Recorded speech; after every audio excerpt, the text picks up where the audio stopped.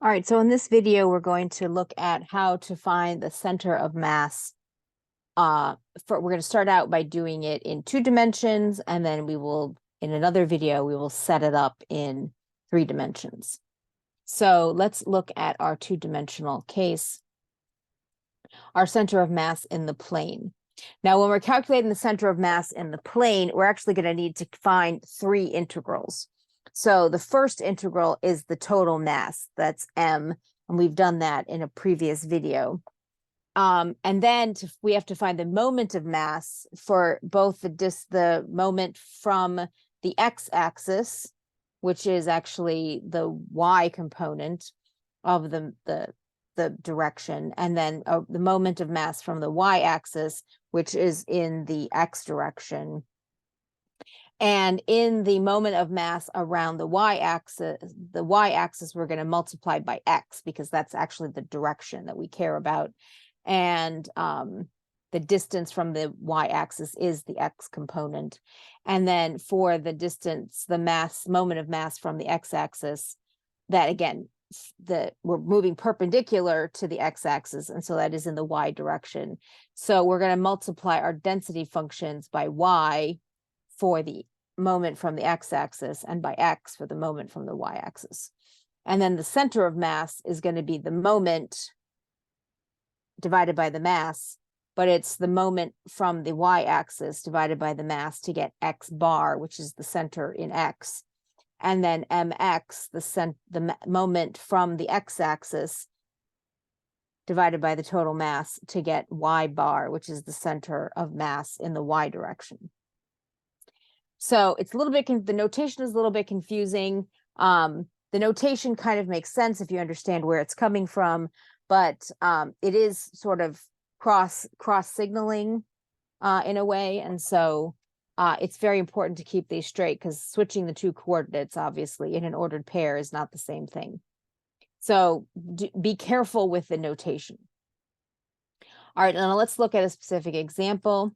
So in the previous example of finding just the total mass, we had a density function of ky, and we were bounded by the function x squared on the bottom and y equals 4 on the top.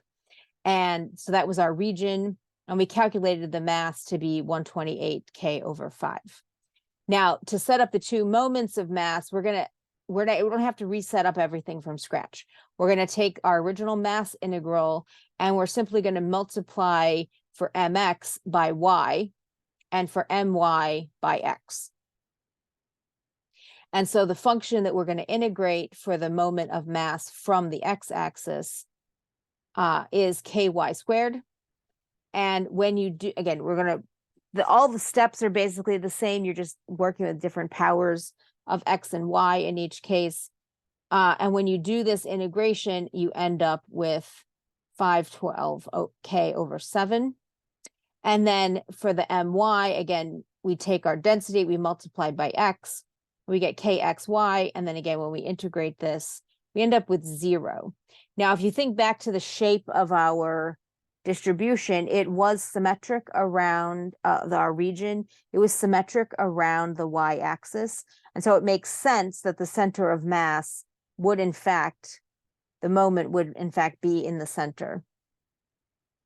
It's also the case that since the density is changing only in y and not x, that you would also expect that symmetry to be preserved with a changing density function. So we get 0 here. And so the center of mass in the x direction is my over m. So 0 over 128 k over 5, which is 0.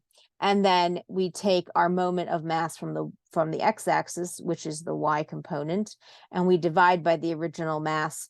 And when we simplify this, the k's cancel, and then a bunch of other things cancel, and we end up with, like, powers of 2 cancel all over the place, and we end up with 20 over 7. Now, again, if you go back to the original graph that we were looking at earlier, that symmetry makes sense in terms of the x coordinate. And in the y direction, we're looking at a bound of 0 on the bottom and 4 on the top. 20/7 is a little bit less than 3. And so this makes sense that we're above the midline because the density is increasing as y increases. That's what our ky density function is telling us. So because y is getting denser, the mass is getting more as you go further up in the y direction. That's going to pull the mean of center of mass also upward from the geometric center in the y direction.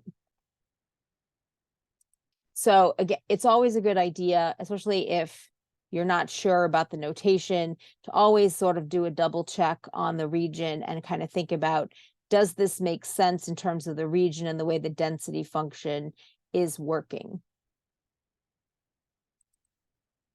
All right, so we can actually do this also in the polar coordinate case.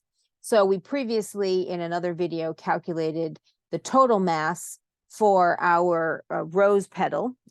We had 4 petals. We picked one of them to find the total mass. And we found that to be 6K when we do that computation in our previous example. Now, to find the moment of mass, we are still going to essentially use the same functions. We're still going to end up with a coordinate system for our center of mass in rectangular coordinates, x and y. And so the moment of mass from the x direction, again, same integral, but we're going to multiply by y. Now, we can't actually leave y there. So in order to do this integration, and we would have to convert the y to polar coordinates. So y gets replaced with r sine theta. Our density function in that example was k times the radius, and then our dA was r dr d theta. And so we end up with r cubed sine theta as our function. My is similarly constituted. You use the same function that you had before. In the rectangular case, it's x times your density times dA. dA is r dr d theta. Your density in this example was kr. And then you have to convert x to polar coordinates, r cosine theta. And then you end up with this integral when you combine everything. Now, there are no, I suppose you could derive integrals for mr and m theta, but that is not usually presented in a typical calculus book. Instead, what you would want to do if you really wanted your coordinates in r and theta is you would calculate them. You would complete these integrals to find x bar and y bar, the centers in rectangular coordinates. And then once you had those coordinates, then if you really needed to, you could convert them to polar coordinates. But that's not usually how it's done in calculus. I am confident that somewhere out there are formulas for mr and m theta, and I'm sure that they're atrocious. And so we just don't do that in typical freshman/sophomore calculus courses.